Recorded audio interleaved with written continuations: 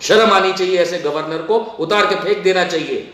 आए थे भाजपा से, वापस भेज दो भाजपा में। गवर्नर कहलाने लायक नहीं हो तो मैं तो झाड़ू पोछा लायक भी नहीं रखूं मैं। एक गवर्नर, राष्ट्रपति, जज, मजिस्ट्रेट अगर अपने किसी आका के लिए काम करने लगेंगे तो इस देश में उन लोगों की कतई आवश्यकता और जरूरत नहीं है। लेकिन आप for BJP, by BJP, of BJP है। शर्म आनी चाहिए ऐसे लोगों को। हाँ, कल को कोई बोलेगा भैया गवर्नर साहब के लिए आप ऐसा कैसे कह सकते हैं, तो गवर्नर साहब जब बेतुका काम करेंगे, जब भाजपा के अंदर घुस करके बातें करेंगे और काम करेंगे, तो भैया सवाल तो उठेगा और सवाल ही नहीं किया जाएगा, हटा भी दिया जाएगा।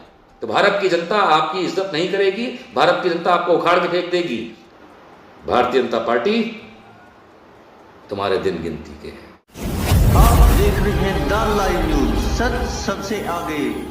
द लाइव न्यूज को सब्सक्राइब करें, साथ में इस बेल आइकन पर भी क्लिक करें। और मैं सबको नमस्कार, सलाम, आदाब, गुड इवनिंग। देखिए, इस देश के अंदर पिछले कुछ समय से हम ये ऑब्जर्व कर रहे हैं कि डेमोक्रेसी जो है, जनतंत्र, गणतंत्र जो है, उस सारे के सारे मायाजाल को ये बना करके भारतीय जनता पार्टी जो है वो सत्ता में आने के बाद 2014 से गणतंत्र से खेल रही है, जनतंत्र से खेल रही है, संविधान से खेल रही है और हाँ, कानून से खेल रही है।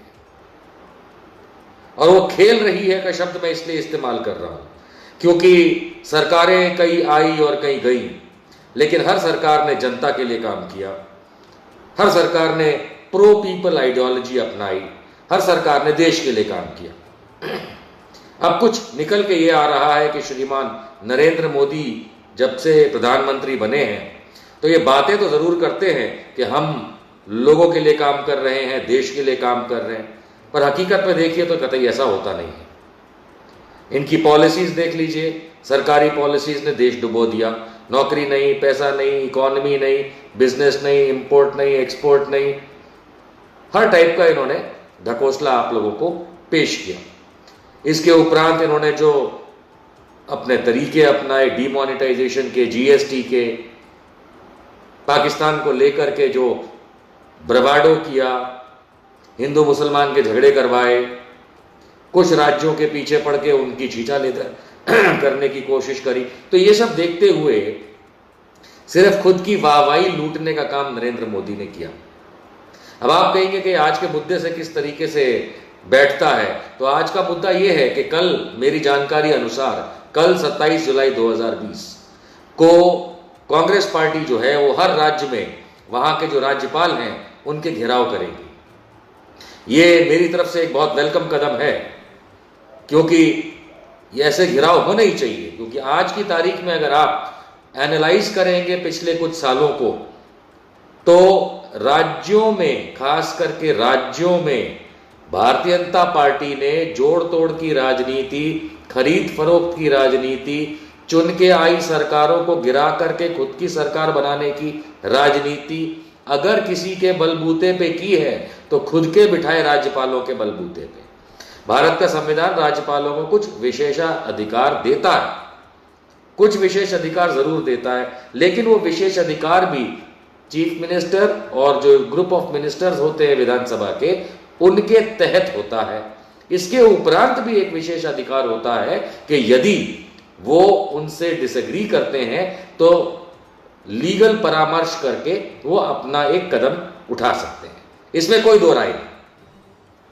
लेकिन आप देखें तो मैं भी रिसेंट पास्ट में बता दूं और महाराष्ट्र की बात कर लेते हैं कि महाराष्ट्र में जो अभी हालिया सरकार है उसके पहले किस तरीके से वहां के गवर्नर साहब ने साबित कर दिया था कि भारतीय जनता पार्टी बैठी है गवर्नर की कुर्सी पे, ना कि एक इंडिपेंडेंट गवर्नर जिसकी हम चेष्टा करते हैं कि हो। जिस तरीके से दोस्तों राष्ट्रपति किसी का नहीं होता, देश का होता है, किसी पार्टी का नहीं होता, उसी तरीके से कोई गवर्नर, चाहे वो आया किसी भी पार्टी के बैकग्राउंड से हो, लेकिन एक बार गवर्नर बन जाए तो उसके बाद वो किसी पार्टी का नहीं होता। लेकिन हम कुछ समय से देख रहे हैं कि ये पार्टीवाद गवर्नर की कुर्सी पे बिठा के खिला रहे। आप महाराष्ट्र का उदाहरण देख लीजिए, एक रात का चीफ मिनिस्टर बना दिया था। वो एक दिन का चीफ मिनिस्टर कौन था? वो फडणवीस को। क्या किया था वो गवर्नर साहब ने? भगत सिंह कोश्यारी जी जो महाराष्ट्र के गवर्नर हैं, उन्होंने गैर कायदा अपना करके उसको आदमी को चीफ मिनिस्टर की ओथ दिलाई थी। क्योंकि आप लोगों को याद होना चाहिए कि जिस तारीख को ये ओथ सुबह दिलाई गई 6 और 7 बजे के आसपास, उससे पहले वहां राष्ट्रपति शासन लगा हुआ था महाराष्ट्र में। और राष्ट्रपति शासन हटाने का एक ही तरीका होता है, वो है कि प्रधानमंत्री कैबिनेट की मीटिंग बुलाएं, उस कैबिनेट में निर्णय लिया जाए, उस निर्णय के बाद उसके ऊपर हस्ताक्षर इत्यादि होने के बाद जो भी उसका तरीका है राष्ट्रपति के थ्रू गवर्नर तक जाने का, गवर्नर के, वो तरीका अपनाया ही नहीं गया। मैं कई चैनलों पे पूछ चुका हूं कि कब हुआ है उस राष्ट्रपति शासन को हटाने का निर्णय, कितने बजे रात में कैबिनेट मीटिंग हुई, कितने बजे पेपर्स गए राष्ट्रपति के पास, कितने बजे वहां से साइन होके वापस आए, कितने बजे उनको गवर्नर को महाराष्ट्र के भेजा गया। कुछ नहीं किया, बस मन में आया कर दिया। उसी तरीके से इस समय आप हालिया परिस्थिति राजस्थान की देख लीजिए। मैं जाना ही नहीं चाहता पुरानी बातों के अंदर के मणिपुर में क्या हुआ, गोवा में क्या हुआ, कर्नाटका में क्या हुआ, मध्य प्रदेश में क्या हुआ। मैं उन कहानियों को कहना ही नहीं चाहता क्योंकि वो थोड़ा सा पुराना है। पर हाल की परिस्थिति आप राजस्थान का देख लीजिए। क्या अधिकार है कलराज मिश्रा जी को, जो कि वहां के गवर्नर साहब बने हैं, क्या अधिकार है उनको कि अगर खुद चीफ मिनिस्टर और वहां की सरकार अगर सत्र बुलाना चाहती है विधानसभा का, तो वो अड़ंगा डाल के बैठे हैं, कोरोना काल की रामायण सुनाते हैं। अरे गवर्नर साहब, कोरोना काल के अंदर ही योगी आदित्यनाथ गया था अयोध्या, वहां पे रामलला की मूर्ति रखने के लिए, तब भारत में कोरोना काल का कोई असर नहीं था, बराबर। उसी तरीके से कोरोना काल के तहत ही भारत की पार्लियामेंट चल रही थी। टीएमसी के एक नेता को खड़े होकर बोलना पड़ा कि बंद करो पार्लियामेंट, ये क्या लगा रखा है, तब जाकर के पार्लियामेंट बंद हुई, तब कोई प्रॉब्लम नहीं आई। इसी के अंदर 5 अगस्त को कोरोना काल के अंदर श्रीमान नरेंद्र मोदी जा रहे हैं फिर से शिलान्यास करने, जाने कितनी बार होगा राजनीतिक शिलान्यास राम मंदिर का करने, तब कोरोना काल आपको नहीं दिखता। पौंडीचेरी नाम के यूनियन टेरिटरी में विधानसभा चल रही है अभी हालिया, तब आपको यह नहीं दिखता कोरोना काल है। गोवा में शुरू हो रही है, बिहार में 3 तारीख को हो रही है, और आप अड़ंगा डाल के बैठे हैं राजनीतिक प्रक्रिया नहीं, संवैधानिक प्रक्रिया में। शर्म आनी चाहिए, ऐसे गवर्नर को उतार के फेंक देना चाहिए। आए थे भाजपा से, वापस भेज दो भाजपा में। नहीं चाहिए ऐसे गवर्नर या राष्ट्रपति जो किसी पार्टी का हाथ पकड़ के उसके फायदे के लिए काम करने की कोशिश करते हैं। इस तरीके से आप डेमोक्रेसी का मर्डर करेंगे, इस तरीके से आप जनतंत्र खत्म करेंगे, इस तरीके से हमारे गणतंत्र को, संविधान को आप मारेंगे। गवर्नर कहलाने लायक नहीं हो तो मैं तो झाड़ू पोछा लायक भी नहीं रखूं। मैं अपने ऑफिस में या घर में तुम्हें झाड़ू पोछे के लायक नहीं हो तुम, तो जो लोगों को परेशान करते। और हां, कल कांग्रेस पार्टी पूरे दिन अलग अलग राज्यों में इसी तरीके से हो रहे डेमोक्रेसी के मर्डर,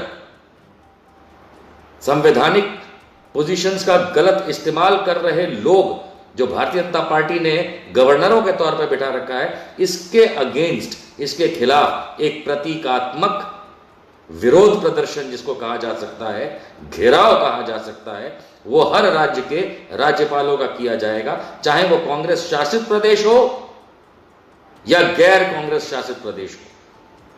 और सारे भारत को इस चीज को समझना चाहिए कि गवर्नर, राष्ट्रपति, जज, मजिस्ट्रेट, पुलिस अधिकारी या कोई भी सरकारी संवैधानिक पद पे बैठे लोग अगर अपने किसी आका के लिए काम करने लगेंगे तो इस देश में उन लोगों की कतई आवश्यकता और जरूरत नहीं है, कतई जरूरत नहीं है।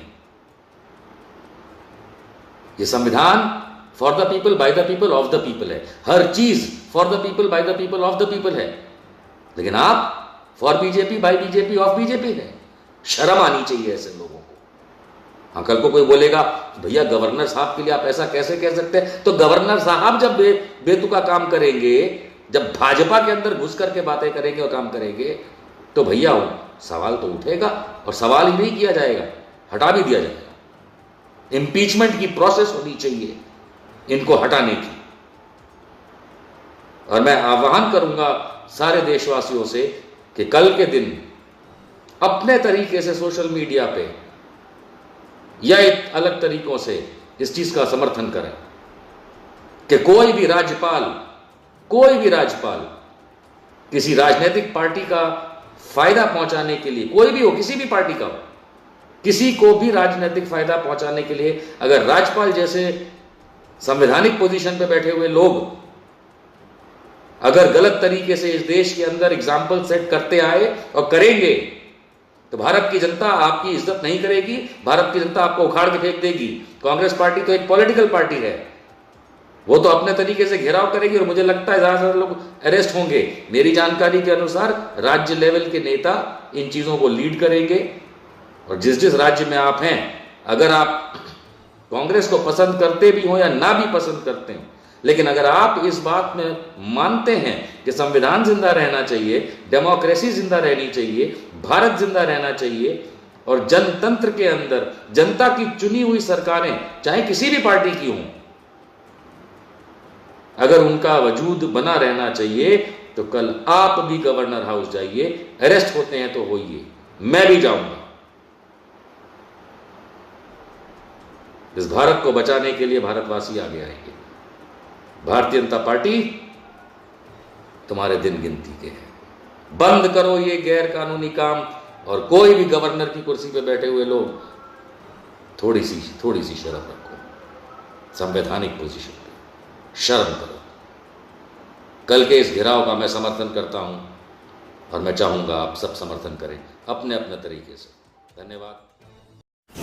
आप देख रहे हैं द लाइव न्यूज, सच सबसे आगे। द लाइव न्यूज को सब्सक्राइब करें, साथ में इस बेल आइकन पर भी